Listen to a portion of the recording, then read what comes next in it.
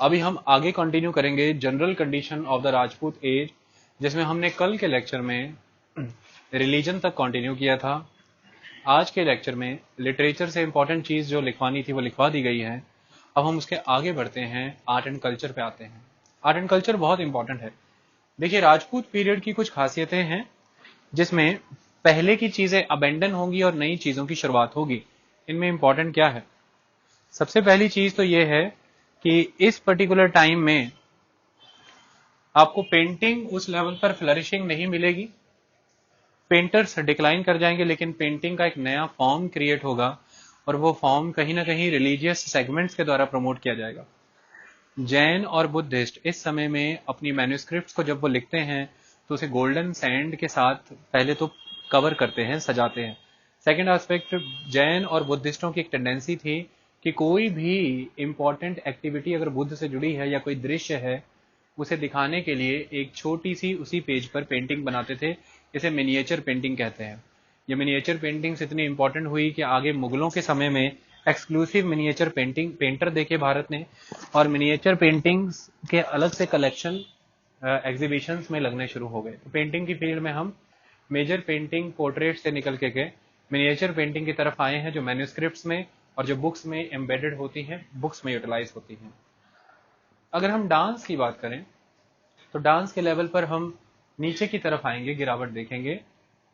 इसका कारण है, जब आप वॉरियर क्लैन के तौर पर एग्जिस्ट कर रहे हैं तो आप उस लेवल पर डांस एंड अदर एक्टिविटीज को प्रमोट नहीं करते हैं, लेकिन इसके उल्ट बिल्कुल ही आप इस समय पे हायरलॉट्स प्रमोट करते हैं, यानी कि कोठे। आप इस समय पर ब्रॉथल हाउसेस प्रमोट करते हैं। हायरलॉट्स माने मुजरा खाना, और ब्रॉथल हाउसेस यानी कि कोठा। तो इस तरह की एक्टिविटीज आप प्रमोट करते हैं और वहां पर आपको उस लेवल की डांस फॉर्म्स नजर आते हैं, लेकिन ऑल इन ऑल एक आर्ट के तौर पर डांस आपको डिक्लाइन करता नजर आएगा। ये एक इंपॉर्टेंट बात है, क्योंकि वॉरियर क्लैन है तो वॉरियर और फाइटिंग प्रैक्टिसेस ज्यादा इंपॉर्टेंट होंगी। डांस अगर रह जाता है तो कहां पर है? देवदासी परंपरा है और मंदिरों में देवदासियां नृत्य करती हैं प्रभु को, भगवान को रिझाने के लिए। एक इंपॉर्टेंट एक्टिविटी है और यही रीजन है कि आने वाले समय में यही देवदासी परंपरा को आगे बढ़ाते हुए हम देखेंगे कि कैसे धीरे धीरे कथा सुनाने का कंसेप्ट जो है उसमें थोड़े थोड़े एक्सप्रेशंस, मुद्राएं और बाकी चीजें आ जाएंगी, और यहीं से भरतनाट्यम और कथक और कथकली का जन्म हो जाएगा। एक इंपॉर्टेंट डांस प्रैक्टिसेस हैं जो मंदिरों में परफॉर्म होती थी, जो शायद देवदासी प्रथा से आगे जाके कंसंट्रेट हुई है। आई बात समझ में? तो अदरवाइज देवदासियों के बाहर डांस डिक्लाइन कर जाएगा। म्यूजिक की बात करें तो म्यूजिक उस लेवल पर फ्लरिशिंग नहीं रहेगा, म्यूजिक भी डिक्लाइन कर जाएगा। और इंपॉर्टेंट एस्पेक्ट इसका फिर से वही कि वॉरियर क्लैन है और वॉरियर क्लासेस हैं, तो अल्टीमेटली म्यूजिक का डिक्लाइन करना यहाँ पर लाजमी बनता है। म्यूजिक है लेकिन आपको रिलीजन की फॉर्म में मिलेगा, जहां पर महाराष्ट्र के संत म्यूजिक यूटिलाइज करते हैं, नयनार अलवार संत अपने वे में एक म्यूजिक यूटिलाइज करते हैं, तो आपको रिलीजियस डिवोशनल म्यूजिक नजर आता है, लेकिन आर्ट प्रैक्टिसेस के तौर पर म्यूजिक नजर नहीं आएगा। तो जो सबसे ज्यादा फ्लरिश है वो क्या है? आर्किटेक्चर। बड़े लेवल पर पैलेसेस, फोर्ट और इंपॉर्टेंट टेम्पल्स जो भारत के आज खड़े हैं वो इसी दौर में बने हैं, जो हम देख करके आए थे हिमाचल का 11वीं सदी का, इसी समय के हैं। तो ये टेम्पल्स इसी समय के खड़े हैं। इंपॉर्टेंट एस्पेक्ट ये है कि आज आपको जितनी भी स्ट्रेटेजिकल लोकेशंस है कंट्री की हमारी, चाहे वो प्लेच्यूज है, चाहे वो माउंटेन साइड है, जैसे गुजरात के गिरनार के पर्वतों पर बने हुए पैलेसेस या फोर्ट्स, जैसे अरावली पर्वतों पर बने हुए पैलेसेस या फोर्ट्स, जैसे पेनिनसुलर प्लेच्यू डेक्कन एरिया में बने हुए फोर्ट्स, या फिर कश्मीर और फिर कांगड़ा नगरकोट के पर्वतों पर बने हुए फोर्ट। आपको इस तरह के फोर्ट्स नजर आते हैं जो स्ट्रेटेजिकली इंपॉर्टेंट हैं, जो इजीली एक्सेसिबल नहीं है, और यही इंपॉर्टेंट एक्टिविटी है। तो हम जब बात करते हैं आर्किटेक्चर की तो टेम्पल बहुत इंपॉर्टेंट है इस दौर में। मंदिरों का क्या रोल था आपको पता है? लेजिटिमाइजेशन के प्रोसेस में मंदिरों का रोल है, ब्राह्मणास को अपग्रेड करने के प्रोसेस में, और मंदिरों का रोल है लोगों को कल्चर के करीब लाके पुराणों के माध्यम से नॉलेज देने के कॉन्टेक्स्ट में। तो टेम्पल्स का जिक्र शुरुआत करते हैं, और टेम्पल सबसे पहले अगर हम जिक्र करेंगे तो उड़ीसा के जिक्र करते हैं। उड़ीसा के टेम्पल कौन से टेम्पल हुआ करते थे? तो पहले कंट्री को समझो, सिस्टम को समझो। हमारे देश में टेम्पलों की शैलियां विकसित हुई, स्टाइल विकसित हुए वो स्टाइल इस तरह के थे। नॉर्थ में आप हिमालय माउंटेन से लेकर के नीचे विंध्य माउंटेन्स तक, यानी कि मध्य भारत तक, विंध्य पर्वत तक आपको नागर शैली नजर आती है, Nagara style of temple architecture. Vindhya से लेकर के नीचे कृष्णा नदी तक आपको, विंध्य से कृष्णा तक बेसर शैली नजर आती है, बेसर स्टाइल। तो आपको स्टेट पूछा जाएगा और स्टाइल पूछा जाएगा, या आपको टेम्पल दिया जाएगा तो आपको स्टेट पता होगा तो आप उसका स्टाइल बता देंगे। उसके बाद कृष्णा नदी से नीचे डीप साउथ तक, कन्याकुमारी तक द्रविड़ शैली यूज होती है। तो 3 शैली के मंदिर हुआ करते थे, नागर, बेसर, द्रविड़। ये इंपॉर्टेंट एक्टिविटी है। तो मोस्टली उड़ीसा के टेम्पल जो है ये बेसर शैली में फॉल किया करते थे, ये इंपॉर्टेंट एस्पेक्ट है। और ये एक बहुत जबरदस्त फाइनल वर्जन है इंडो आर्यन आर्ट का।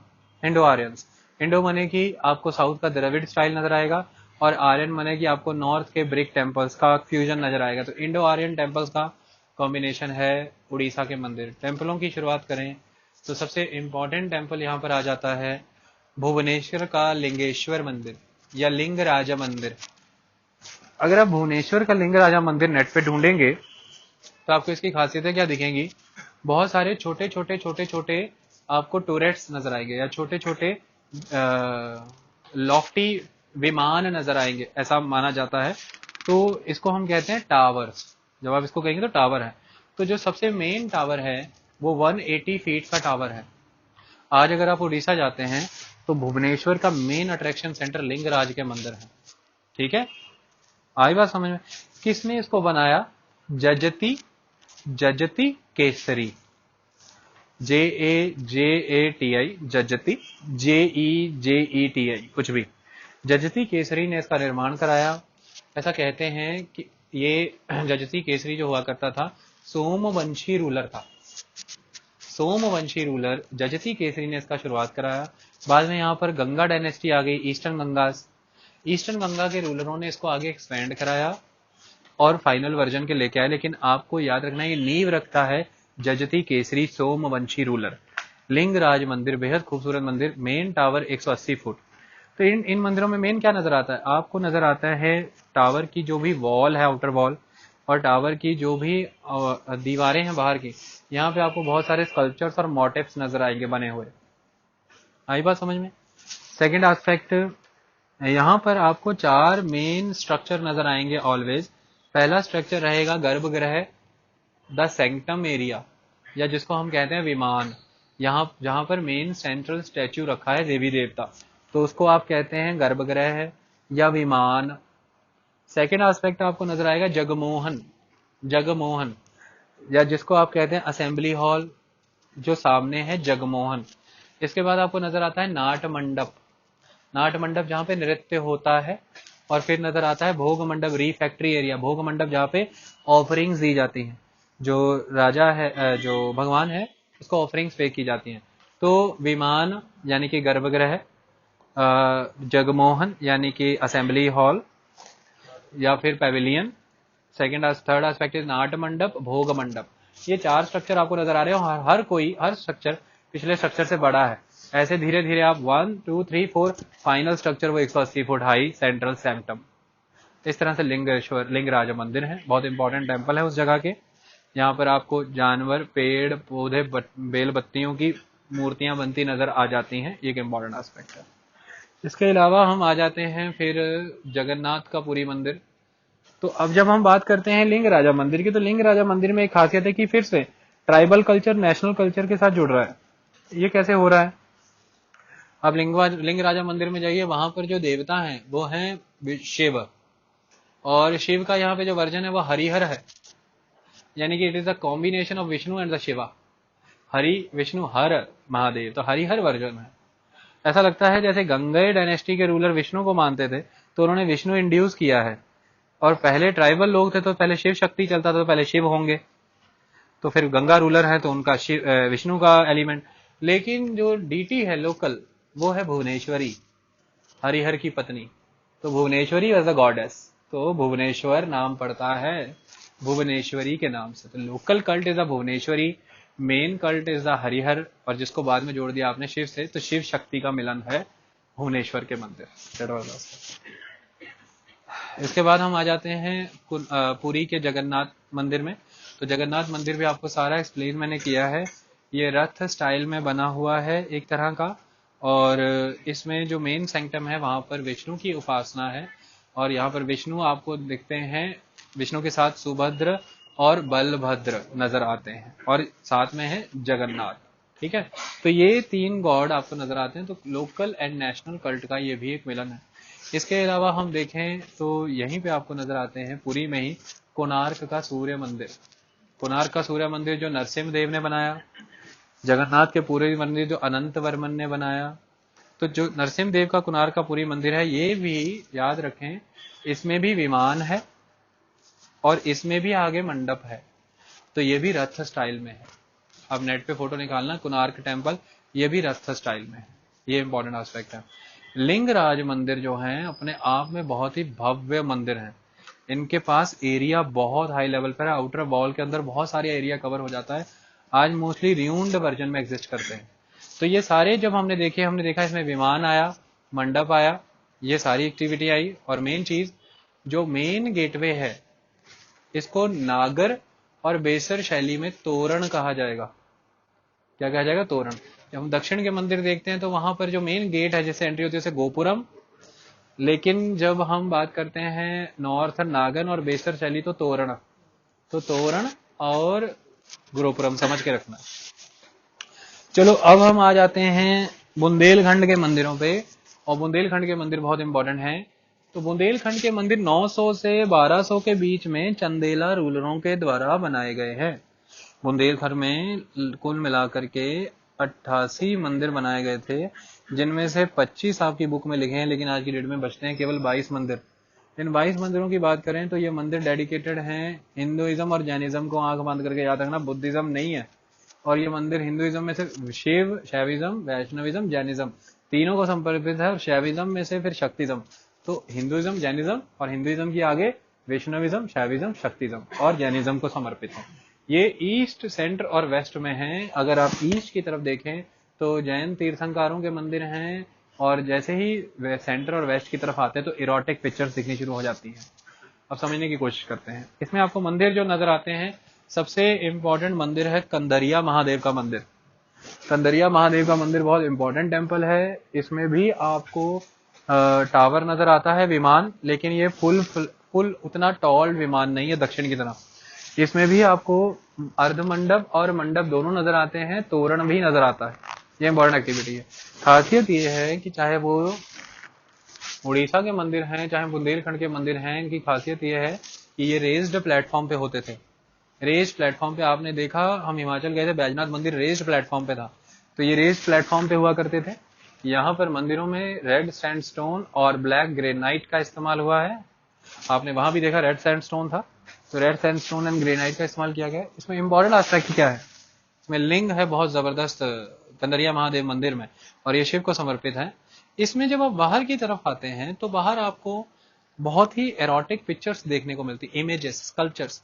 तो खजुराहो के मंदिरों में जब लोग आ जाते हैं तो उनका माइंडसेट ही चेंज हो जाता है। मतलब 64 योगिनी देवी का मंदिर है, वहां पर लाल कुआं मंदिर है, वह महादेव मंदिर है, विष्णु मंदिर है, कंदरिया महादेव। ये मंदिर देखेंगे नहीं, एस्थेटिक वैल्यू नहीं देखेंगे मूर्तियों की मंदिर की, लेकिन वो देखेंगे सेंशुअस अप्रोच,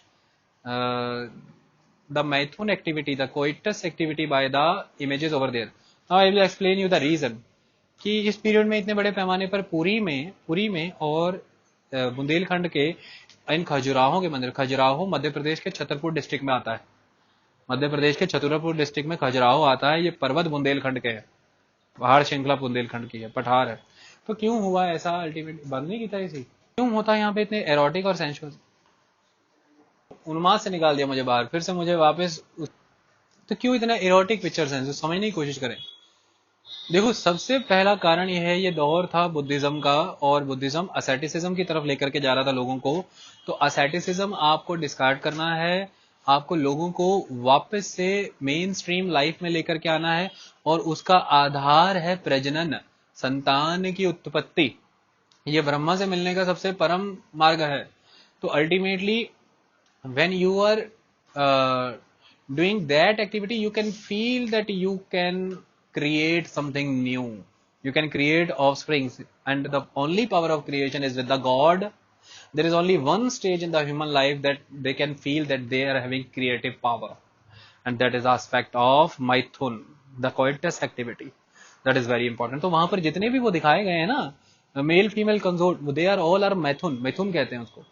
कहीं कहीं पर आपको शिव शक्ति का प्रतिबिंब लग जाएंगे, लेकिन मैथुन के तौर पे है वो। एक सब्जेक्ट, सेकुलर सब्जेक्ट उठाया गया है।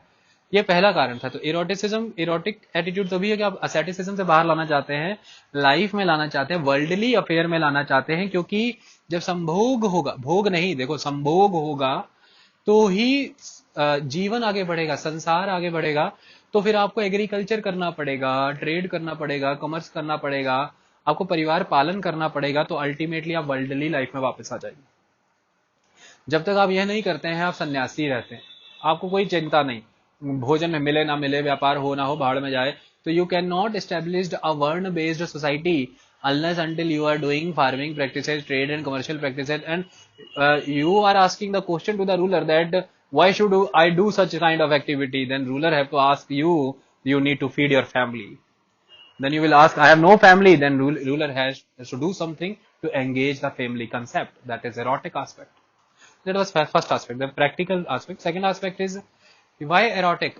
Erotic का मतलब ये है कि that there inside there is a temple, inside there is a Shiv, the the the worldly renouncer, जिसने पूरा विश्व त्यागा है, लेकिन विश्वनाथ है।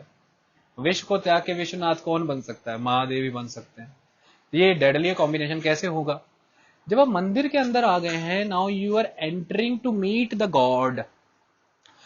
This is the level. Temple क्या होते थे? There was symbol of world, universe. तो when you are entering that door step, then you are going to meet the god, and you cannot meet the God by having such kind of thoughts, sensual appeals, and all the attitudes. So you need to discard that before entering the God. तो मंदिर की एक खासियत है कि मंदिर के अंदर एक सिंगल इमेज ऐसी नहीं है, सब बाहर है।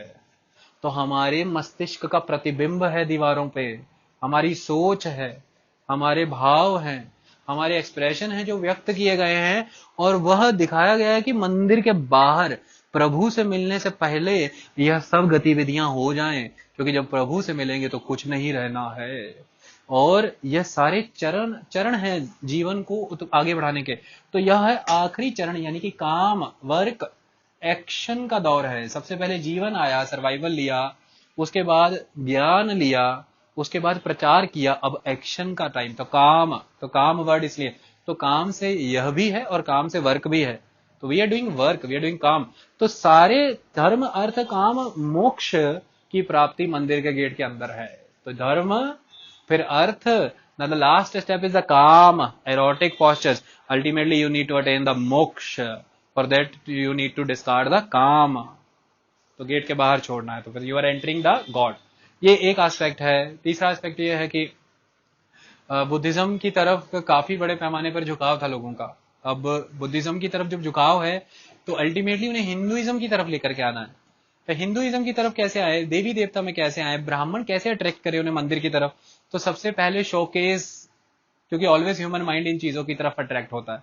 तो जब इन इमेजेस को देखेंगे, इन चीजों को देखेंगे, तो अंदर भी आएंगे ही मंदिर के।